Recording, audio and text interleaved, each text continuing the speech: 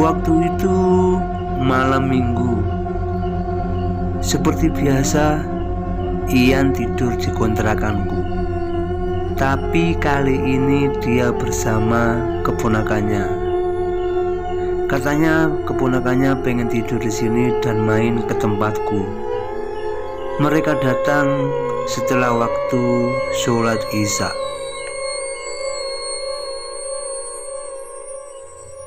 Aku beraktivitas seperti biasa.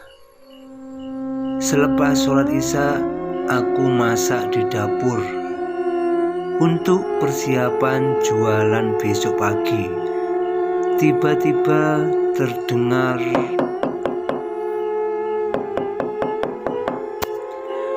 Assalamualaikum. Assalamualaikum. Aku pun berlari menuju pintu depan untuk membukakan pintu. Setelah aku buka, "Mas, aku ape turu kene karo Riki," ucap Ian. Riki pun menyaut, "Ya Mas, aku ape turu kene ambek Kak Ian. Boleh apa ora Mas?" "Oh, yo wis ora apa-apa." Malah beneran rame. Ndang mlebu, bedae telepone pisan ae. Engko malah lali. Soale iki wis bengi wisan. Aku pun kembali melanjutkan aktivitas masak di dapur. Sedangkan Ian langsung belajar. Si Riki pun menonton televisi di dekatnya Ian. Aku memanggil Riki untuk menawarkan es sama pentol. "Rik, iki enek es karo pentol, gelem? Ndang rene ning pawon. Mangan njupuk dhewe." "Iya Mas," saut si Riki. Si Riki pun ke dapur dan makan pentol dan minum es sambil memanggil Ian. "Mas Ian, gak mangan pentol, kambing ngombe es." Ian pun menyaut, "Ora, aku di sinau." Gak lama kemudian Ian dan Riki menyusul ke dapur untuk membantuku masak pentol, goreng tempe, dan lain-lain. Mereka pun sambil bergurau sambil ketawa-ketawa membantu saya bikin pentol. Tiba-tiba ada suara. Mereka pun terkejut dan terdiam. Aku berkata, "Hayo, opo kae, makane lak guyon aja banter-banter." Mereka pun masih terdiam. Aku pun hanya cuek aja, tidak merespon dengan kejadian itu. Karena aku gak mau membuat mereka semakin takut dan khawatir dan gak nyaman berada di sini. Dalam hatiku berkata, "Ya Allah, semoga aja gak ada apa-apa." Waktu sudah menunjukkan pukul 10 malam. Karena sebentar lagi lampunya akan mati. Aku pun menyuruh mereka cuci tangan. Aku bilang pada mereka, "Ayo, mah mati lampu iki, ndang turu. Wis sholat Isya apa urung? Lak urung ndang sholat. Nanti keburu mati lampune, peteng lak ape nang jeding, ape nang toilet." Mereka pun menjawab, "Urung Mas, aku wis Mas," kata mereka berdua. "Ayo cepat yang belum sholat, sholat dulu, keburu mati lampu," saut mereka. "Iya Mas, bentar." Satu di antara mereka pun mengambil air wudhu dan masuk kamar untuk sholat. Karena kamar yang satunya kosong, gak dipakai, gak ada kasurnya, berantakan, kami bertiga pun tidur bareng-bareng di kamar. Mereka pun masih tetap bergurau berdua di dalam kamar. Sedangkan aku masih di dapur untuk mempersiapkan daganganku untuk jualan besok pagi. Suara berisik di kamar kosong mulai terdengar. Entah apa, siapa, saya nggak tahu. Aku pun tetap cuek dan tak meresponnya, karena lampu di ruang TV hanya balon yang berwarna kuning. Balon yang modelnya udah lama sekali, hanya 5 watt. Sedangkan di kamar nggak ada lampunya, jadi suasananya agak redup. Hanya di ruang tamu yang aku kasih lampu TL yang sangat terang, tapi karena udah malam sudah aku matikan lampunya. Lalu aku pun masuk ke kamar menyusul mereka.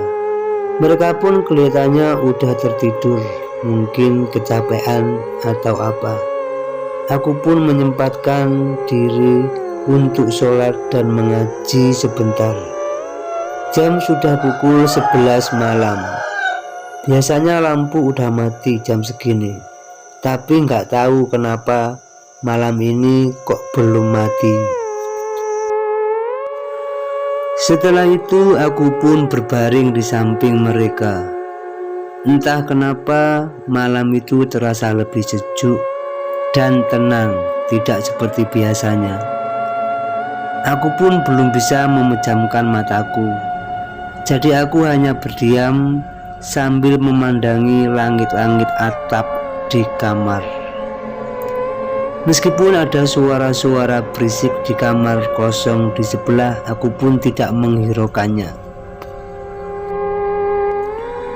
Tiba-tiba lampu yang pas di depan kamarku kok berubah warnanya. Yang semula balon warna kuning, balon yang model sudah lama sekali, kini berubah menjadi cahaya putih bening berkilau yang menyilaukan mataku. Semakin lama semakin memenuhi ruangan yang ada di ruang TV itu cahayanya, dan sampai masuk ke kamar. Dan semakin lama semakin berada di depan mataku rasanya, dan aku pun merasa silau. Tak kusangka dalam sekejap sinar cahaya itu tiba-tiba menghilang dan kembali warnanya ke lampu kuning lagi. Aku pun terperanjat bangun dari tempat tidurku dan merasa keheranan. Dan sedikit pun gak ada rasa ketakutan dalam diriku waktu itu. Hatiku beristighfar, astagfirullah, Allahu Akbar, subhanallah, apa ya itu tadi. Karena aku yakin ini bukan mimpi, karena aku belum tidur waktu itu, masih dalam keadaan sadar. Aku masih terheran-heran dan terdiam.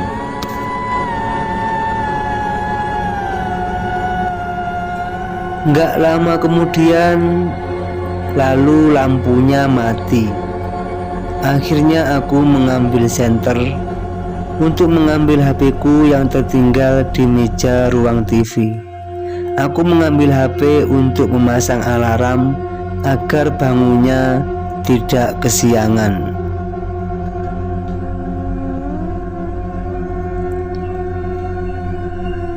Nggak lama kemudian aku pun tertidur sampai terdengar adzan subuh pagi. Besoknya tetanggaku sebelah ada yang bertanya-tanya kepadaku. Tetanggaku bercerita, "Mas, tadi subuh aku sholat jamaah di musola sebelah rumahmu, kosmu. Aku melihat sampean kok menjemur pakaian subuh-subuh dan berpakaian putih. Apa benar itu mas sampean yang aku lihat tadi subuh? Tapi kenapa kok masih pagi-pagi betul subuh-subuh kok sudah menjemur pakaian? Itu nyucinya kapan itu mas?"